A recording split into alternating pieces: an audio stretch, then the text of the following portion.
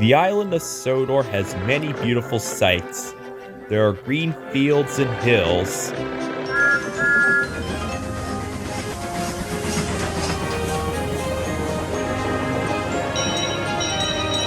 Many beautiful castles. The engines of Sodor loved visiting them.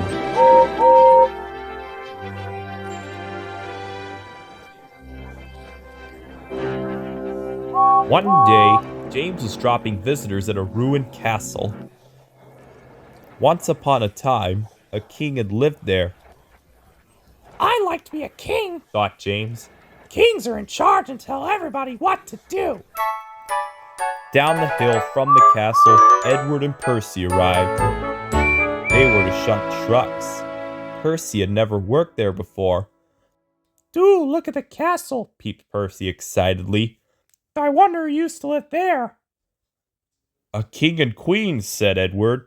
"They ruled the island and tell everyone what to do." And he chuffed towards the trucks. Percy stared at the castle. He was daydreaming of kings and queens. "Percy," called Edward, "come along. We got a lot to do today."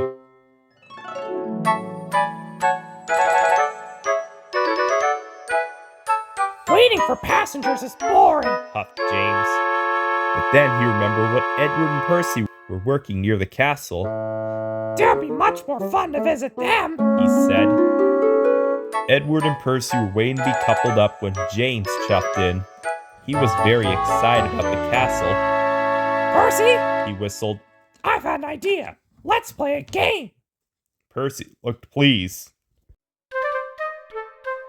"I'll be a king and I'll tell you what to do today," said James.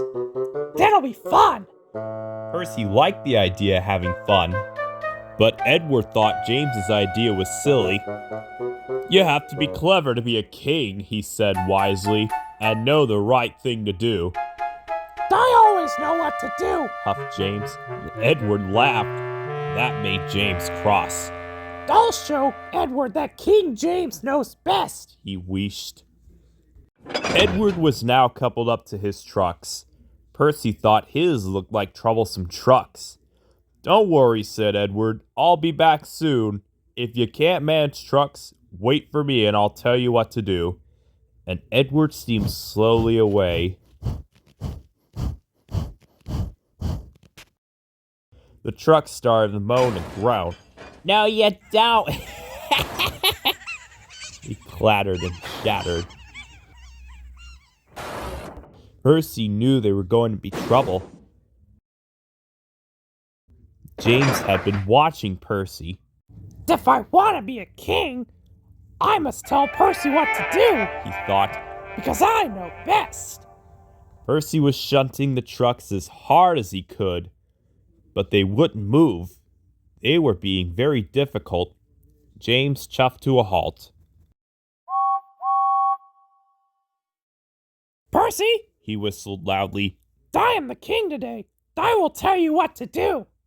Percy was worried. Edward usually knew best. "Take these trucks along my tracks," said James. "It's faster and they won't complain. Edward will be pleased when he sees how quick you are." "But Edward said if I can't manage these trucks, I'll—" "Never mind. You just do what I say." Percy wanted Edward to be pleased. "I'll do as you say, King James," he tooted. James was pleased with himself. He watched as Percy blew a big whoosh of steam. Percy puffed and he chuffed, and the truck sped off.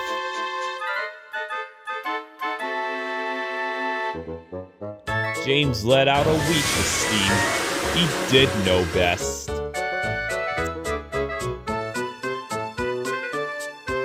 Suddenly, there was a terrible noise.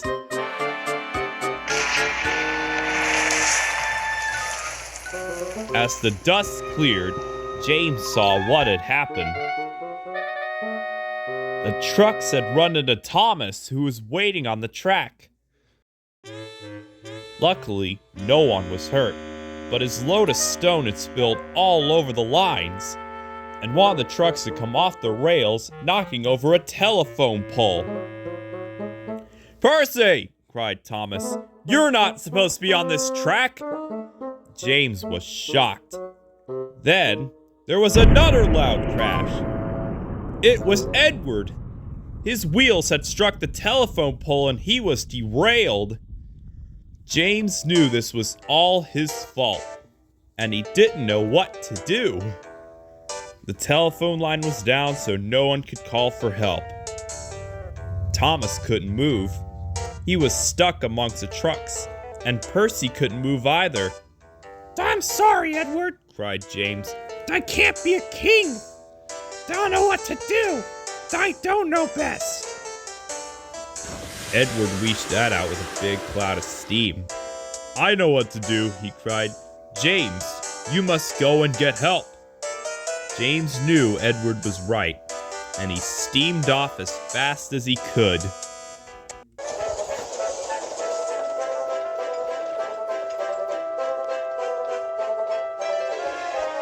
James chuffed to a halt in Maithwaite Station. He told the station master what had happened. Quickly, he phoned for help. Soon, Edward had been lifted back onto the rails. He wasn't hurt, but his bogie wheels would need to be repaired.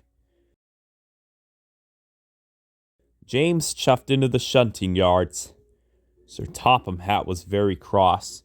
James, he boomed, you have caused confusion and delay. Luckily, Edward knew what to do, he added sternly. I'm sorry, sir, James said. Knowing the right thing isn't as easy as I thought. He chuffed. In the future, don't leave that job to a king, or a queen, or to Edward.